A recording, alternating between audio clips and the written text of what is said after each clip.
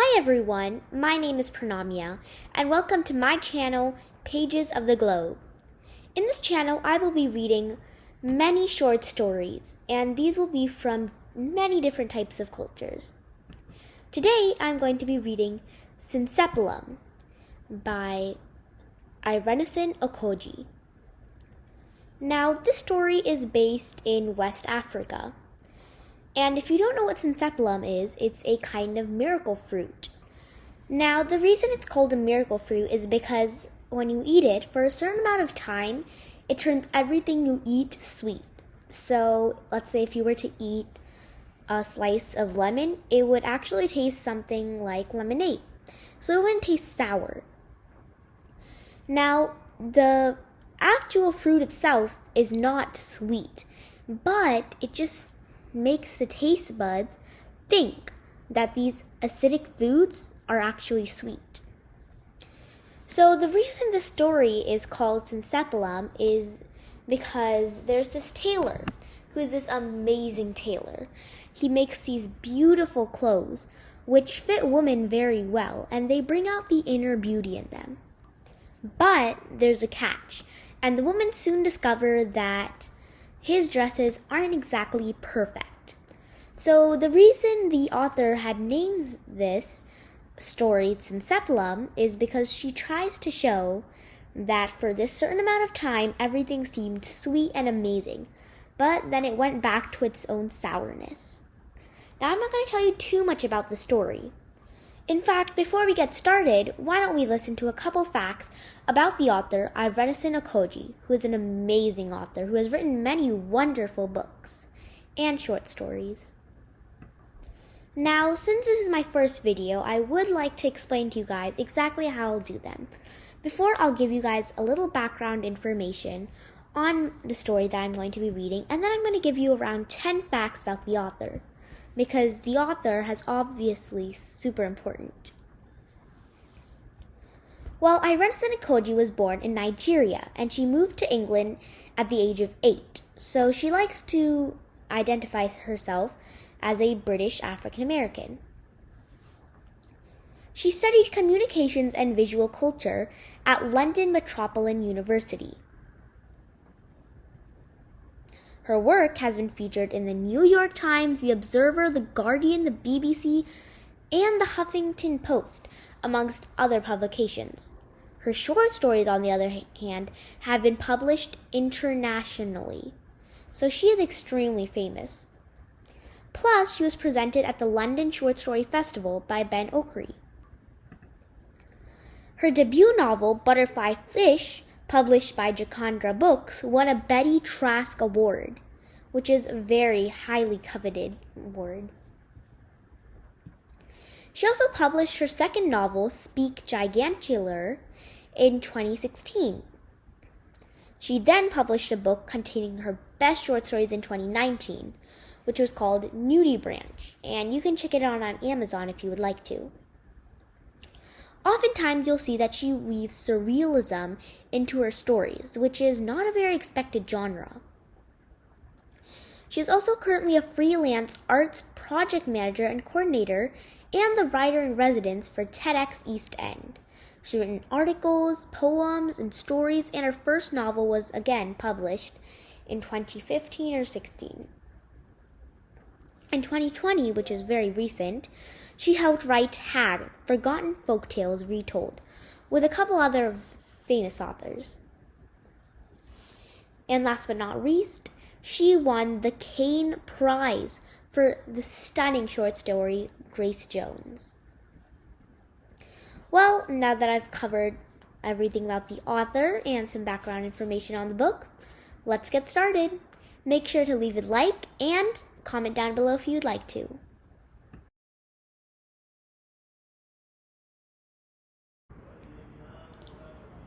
Synsepalum by Irenosen Okojie. Manu was first spotted in the display window of the old sewing machine museum, touching holes of lights on a babushka costume. He seemed to have appeared from nowhere, a Pied Piper staging gowns as soft instruments framed by gauzy streetlights. His fingers were curled into the swaths of the costume's bulbous ruby red taffeta skirt on a mannequin surrounded by elaborately designed sewing machines poised like an incongruous metal army. A spool of gold thread uncurled behind him, drinking from the night. A wind chime above the blue front door argued with the soft falling of snow. The letterbox slot had a black glove with silver studs slipped into the slash like a misguided disruption. Manu gripped a large curved needle between his lips, wiped his brow with a spotted handkerchief. The ash in his pockets felt weightless. He inserted the needle into the skirt's hem, unpicking a shrunky, smoggy skyline. He gathered two more mannequins, standing to the side, naked, arms stretched towards the skylight in the celestial pose. Their eyes stared ahead blankly, as though fixed on a mirage in the distance that could only be broken apart, then fed into their artificial skin, into cloth. He placed them in the display window, naked calling cards waiting to be dressed. The spool of thread cut diagonally across rows of sewing machine moored on metal stands, rectangular golden plaques identifying each one. There was an antique Singer 66-1 red-eye treadle from the 1920s, a Russian hand-crank portable number from the 50s, a 1940s Montgomery Ward Streamliner US model, a compact 1930s Jones model from Bucharest with a silver flower pattern crawling up the sides of its sleek black frame. Manu gathered the thread slowly, a ritual he performed in between creation. A splintered pain exploded in his chest.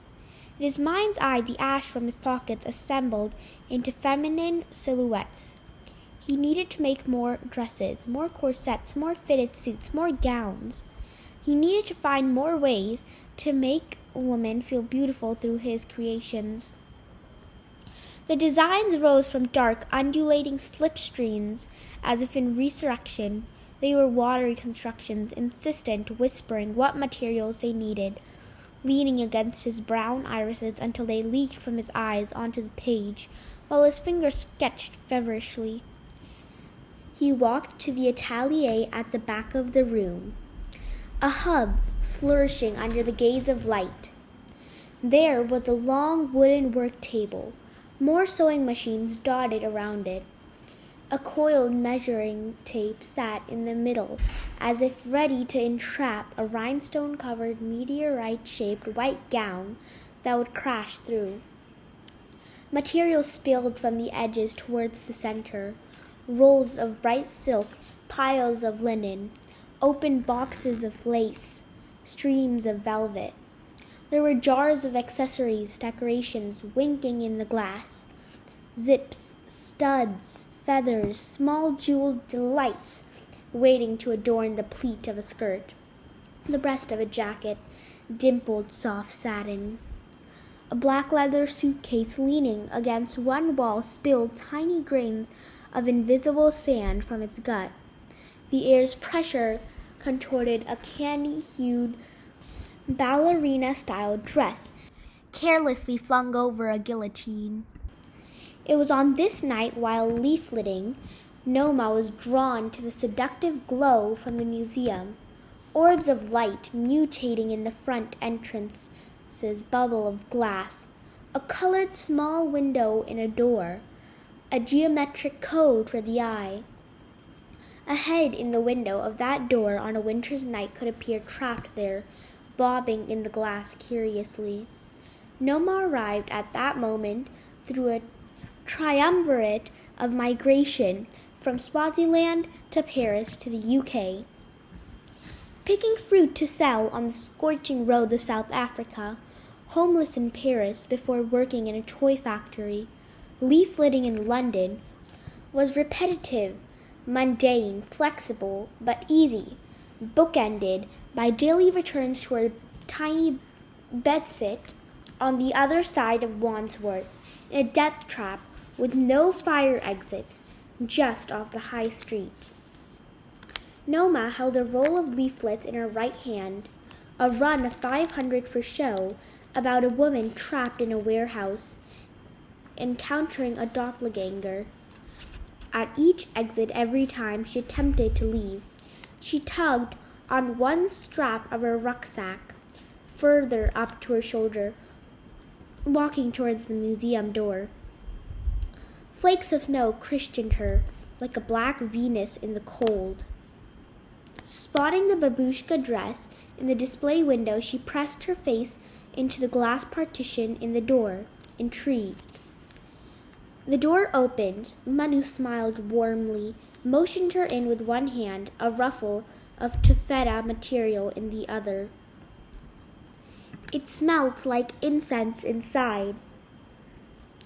The gentle ring of wind chimes multiplied in her eardrums. The low skyline from the babushka costume bent over the sewing machines. The pressure of air made her skin hum. Her senses were heightened. She felt sucked into a vacuum. Air seeped inside her like helium in the lungs. Mannequins facing the outside had drops of dew in their mouth. "You have come for work," Manu announced. His elegantly handsome face was wise in the light. Not even waiting for a response, he turned, rushing to the atelier. A week later, scouring shops for fine materials, measuring and cutting, learning to sew, hunting for the unusual accessories.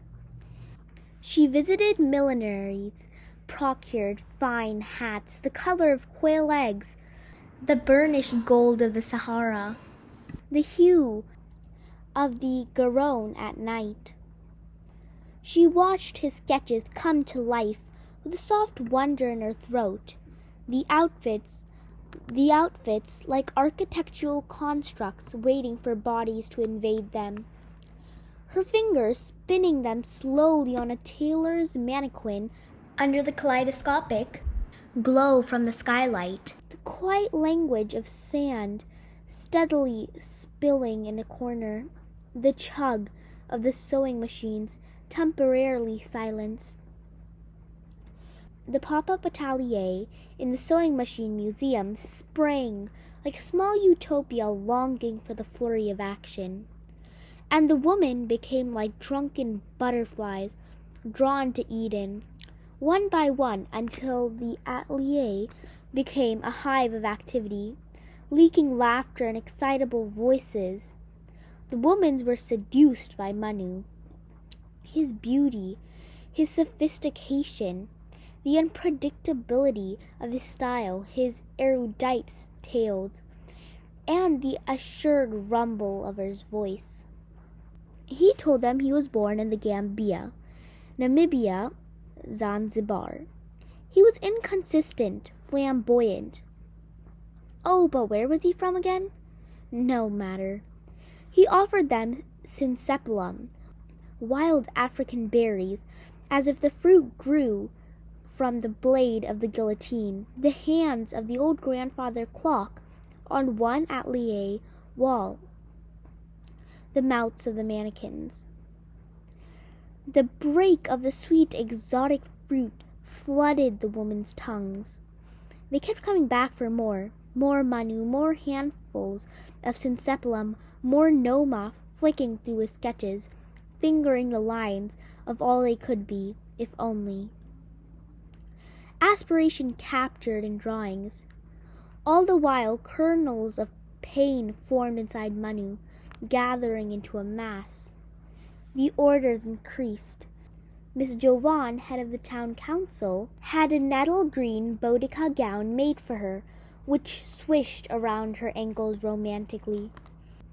Miss Longran, the owner of a chain of flower stores, cooed in pleasure at the final reveal of her metallic Joan of Arc-inspired ensemble on the atelier floor.